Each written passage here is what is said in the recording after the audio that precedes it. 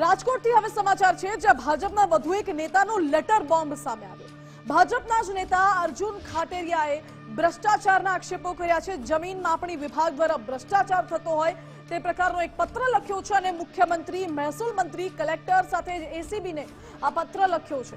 પત્રમાં ઉલ્લેખ કરવામાં આવ્યો છે કે રાજકોટ જિલ્લા પંચાયતમાં સદસ્યોએ ભ્રષ્ટાચાર કર્યા છે। ડીઆઈએલઆર વિભાગ એમાં રીસર્વે કરવા માટે રૂપિયા માંગવામાં આવે છે તેવો ઉલ્લેખ કરવામાં આવ્યો। સાથે જ ડીઆઈએલઆર વિભાગના નાયબ નિયામક એન.કે. પટેલ વિરુદ્ધ પણ આક્ષેપો કરવામાં આવ્યા છે।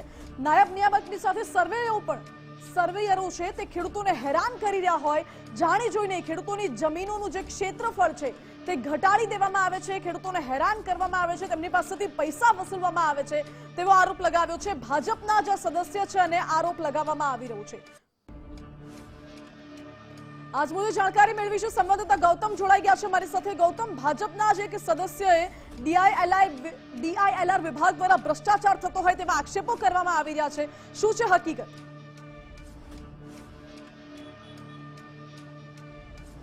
ચોક્કસ ડીઆઈએલઆર વિભાગ કે જે જમીન માપણીની કામગીરી કરતું હોય છે તેની વિરુદ્ધ હવે ભાજપના જ નેતાએ બાયો ચડાવી હોય એ પ્રકારની ઘટના સામે આવી છે। રાજકોટના જિલ્લા પંચાયતના સભ્ય છે અર્જુનભાઈ ખાટરિયા કે જેઓ પહેલા કોંગ્રેસમાં હતા, જો કે થોડા સમય પહેલા તેઓ બીજેપીમાં જોડાઈ ગયા છે અને તેમણે ગંભીર આક્ષેપ કર્યા છે કે ડીઆઈએલઆર વિભાગ જે જમીન માપણીની જે કામગીરી કરે છે તેની અંદર ભ્રષ્ટાચાર કરવામાં આવ્યો છે અને 5 લાખની લાંચ તેમના દ્વારા માંગવામાં આવી છે। ખુદ અર્જુનભાઈ પાસેથી જ આ લાંચ માંગવામાં આવી હોય એ પ્રકારનો ગંભીર આક્ષેપ છે તે કરવામાં આવ્યો છે।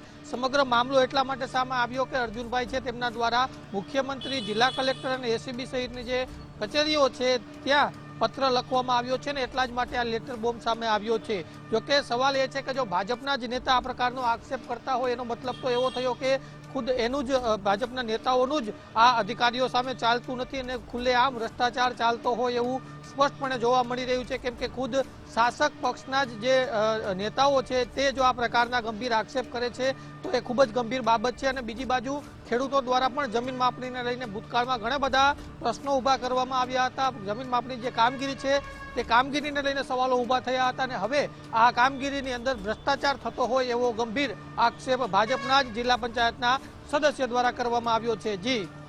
જી ગૌતમ, આભાર આપનો। એટલે જમીન માપણી વિભાગ દ્વારા ભ્રષ્ટાચાર કરવામાં આવે છે તેવા આક્ષેપો કરવામાં આવી રહ્યા છે। ખેડૂતો પાસેથી પૈસા ઉઘરાવવામાં આવે છે, ખેડૂતોની જમીનનું જે ક્ષેત્રફળ છે તે ઘટાડી દઈને જાણી જોઈને ખેડૂતોને હેરાન કરવામાં આવે છે। આ તમામ આક્ષેપો ભાજપના જ નેતાએ કર્યા છે। હવે સવાલ એ પણ ઉઠી રહ્યો છે કે શું અધિકારીઓ સત્તા પક્ષના નેતાનું જ નથી સાંભળતા? શું અધિકારીઓ નેતાઓને ગાંઠતા નથી કે પછી અધિકારીઓ હવે નેતાને પણ પોતાનાથી ઉપર નથી સમજતા? એ સવાલ આજે ઉઠી રહ્યો છે।